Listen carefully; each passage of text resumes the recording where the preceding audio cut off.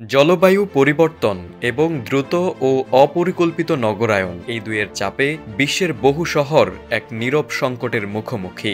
ভূগর্ভস্থ পানি যা আধুনিক সভ্যতার প্রাণ ভোমরা তা নিঃশেষ হয়ে যাচ্ছে আশঙ্কাজনক হারে। একদিকে যেমন কমছে বৃষ্টিপাত, তেমনি কংক্রিটের জঙ্গল ভেদ করে পানি আর মাটির নিচে পৌঁছাতে পারছে না। এই ভয়ঙ্কর বাস্তবতার প্রথম শিকার হতে যাচ্ছে একটি দেশের গোটা রাজধানী।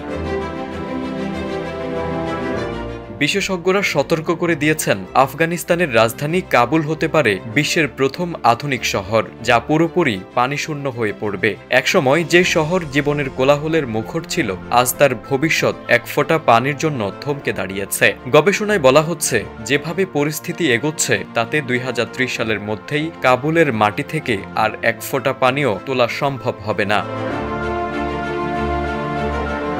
এই সংকটের মূল কারণ লুকিয়ে আছে গত 2 দশকের ইতিহাসে। 2001 সালে যেখানে কাবুলের জনসংখ্যা ছিল মাত্র 10 লাখ, সেখানে আজ তা 70 লাখ ছাড়িয়েছে। এই বিপুল জনসংখ্যার চাহিদা মেটাতে মাটির নিচ থেকে অবিরাম পানি তোলা হয়েছে, কিন্তু সেই পানি পুনরায় ভূগর্ভে প্রবেশ করার সুযোগ পায়নি। সম্প্রতি এক প্রতিবেদনে বলা হয়েছে, গত 1 দশকেই কাবুলের পানির স্তর নিচে নেমে গেছে 30 মিটার।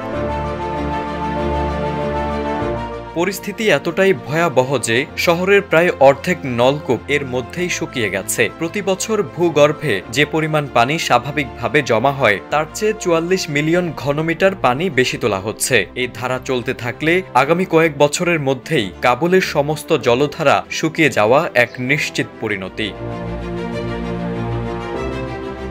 শুধু পানির অভাবই নয়, যা আছে তাও যেন বিষ। কাবুলের ভূগর্ভস্থ পানির প্রায় 80% দূষিত। পয় নিষ্কাশনের বর্জ্য, লবণাক্ততা আর ভয়ঙ্কর আর্সেনিকের মতো বিষাক্ত উপাদানে ভরা এই পানি পান করা যেন মৃত্যুর সমান। কাবুলের 70 লাখ বাসিন্দার জন্য পানি সংগ্রহ এখন এক নিত্যদিনের লড়াইয়ে পরিণত হয়েছে। অনেক পরিবার তাদের আয়ের প্রায় 30% পর্যন্ত খরচ করছে শুধু পানি কেনার জন্য। 2/3 বেশি পরিবার পানির জন্য নেওয়া ঋণের বোঝায় জর্জরিত। বিশেষজ্ঞরা বলছেন, কাবুলের এই পরিণতি পুরো বিশ্বের জন্য এক অশনি সংকেত। আজ যা কাবুলের বাস্তবতা, তা অদূর ভবিষ্যতে বিশ্বের আরও অনেক বড় বড় শহরের জন্যই অপেক্ষা করছে। এই সংকট চোখে আঙুল দিয়ে দেখিয়ে দিচ্ছে যে পানির অপচয় এবং প্রকৃতির উপর অবিরাম অত্যাচার চলতে থাকলে আমাদের শহরগুলো আর বাসযোগ্য থাকবে না। কাবুল যদি প্রথম হয়, তবে শেষ হবে না। এখনই কঠোর পদক্ষেপ না নিলে এক ভয়ঙ্কর মানবিক বিপর্যয় হয়তো দরজায় কড়া নাড়ছে।